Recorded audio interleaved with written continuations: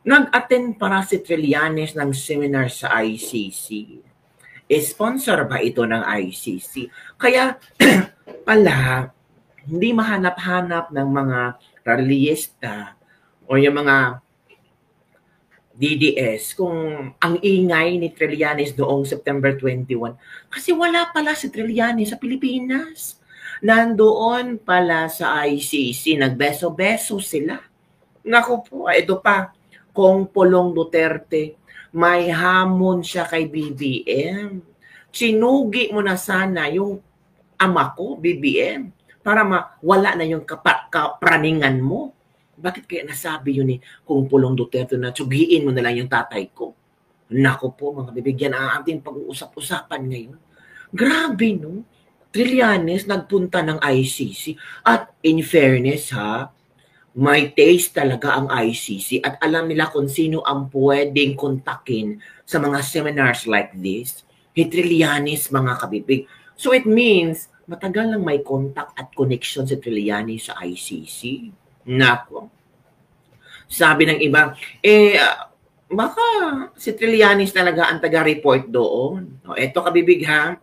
Ito yung picture di umano na kasama si Trillanes sa isang seminar na nandun sa ICC. O yan ICC hold 10th Seminar on Cooperation in The Hague with National Focal Points. Ay, sino kaya ang nag-appoint kay Trillanes na siya yung national focal point na national representative ng Pilipinas? Akala natin hindi na tayo parte ng ICC.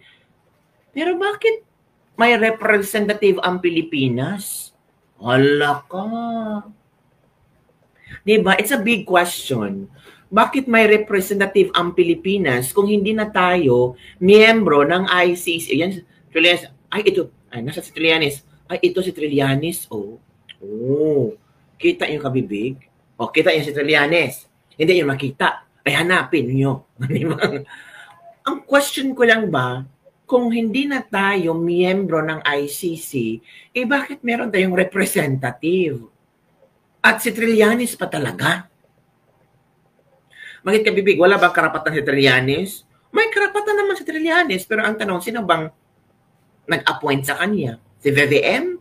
Naku, uniping talaga ang totoo. BBM at Trillanes join forces together para matalo ang mga Duterte. Iba talaga ang politika yung kaaway mo noon na sinisigaw-sigawan mo na magnanakaw, na hindi mapagkatiwalaan, ngayon, friendship muna. Nako po. Yan. And it's Trillanes who represents the Philippines. How can we trust a dishonest person? This means that ICC is nothing but a political weapon utilized by those in power. Hala ka. Sabi ni Hansel Werjamen, nagpadala ng clown kahihiya ka Pilipinas. Mao na di ganahan si PRD sa maging member ng ICC. What a big joke. Bakit nandyan si Trillanes? Trillanes talaga. Ito kabibig, ito yung nasaan ba yung picture ni Trillanes? Hanapin natin. May post ako kanina dito. Hanapin natin. Ayan. Ito, tingnan niyo kabibig, yan. ICC holds 10th Seminar on Cooperation in The Hague. Wow. With national focal points.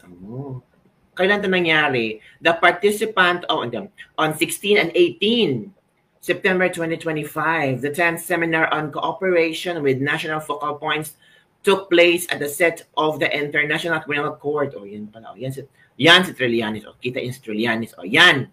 Kita niyo naman si Trillanes. Nandyan, di ba? Wow. Bigyan naman natin ng palakpakan si Trillanes kasi siya yung in-appoint or ano ba tawag dito?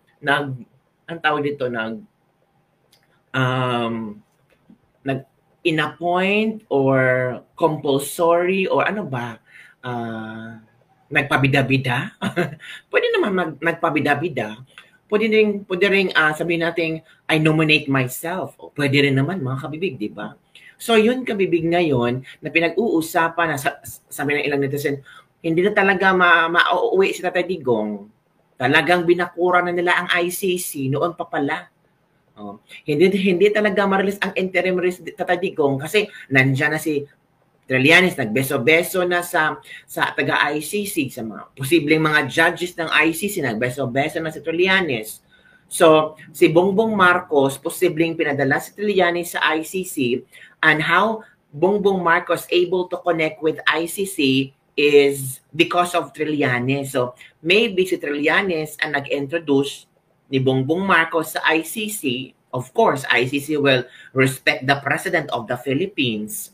So, yung mga tao, kinukonek na nila ang istorya kung bakit si Tatay Digong ay agad-agad na padala sa ICC. Meron na palang may malaking isda doon na may connected sa ICC. Naku po. Kahit anong pang gawin ni Trillanes na magpaano ba, nasa likod siya ng mga tao, makikita talaga ang pagmumukha niya. Well, wala namang problema doon. Sabi ng iba, kung ang pangyarihan ng Panginoon ang siyang gagalaw, kahit ano pang gagawin niyo sa Duterte, kung gusto ng Panginoon na maligtas, mapauwi, or magkaroon ng interim release, wala talaga kayong magagawa pag ang power ng Panginoon na ang maghuhudyat. Yun kabibig ha. Yun ang pinag-uusapan ngayon tungkol kay Trillanes na nandun sa ICC. Ito naman ang komento ng ating mga netizen hinggil sa BIM.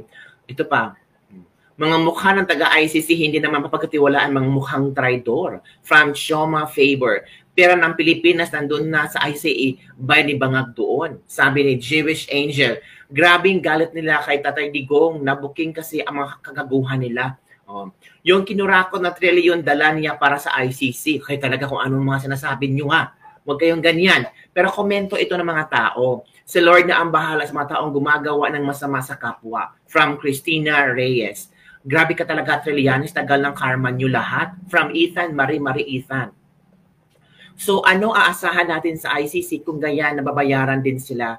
Kawawa naman si Tatay Digong na pinagsamantalahan ng kapwa Pilipino, lalo na mga nakaupo sa gobyerno. From Chanel Klein. Yun ang kabibig ha. Yun ang mga komento ng ating mga netizen. Hinggil sa nakita ng picture na nandun si Trillanes kasama sa isang seminar ng ICC. So, mapatanong ka talaga, may paraan pa ba na makakauwi si Tatay Digong? Or malulugmok habang buhay sa Tatay Digong sa ICC at kamatayan na lang talaga ang makapagpapalabas niya sa ICC. At speaking of kamatayan kabibig, Kong Polong Duterte, galit na galit, gustong manakit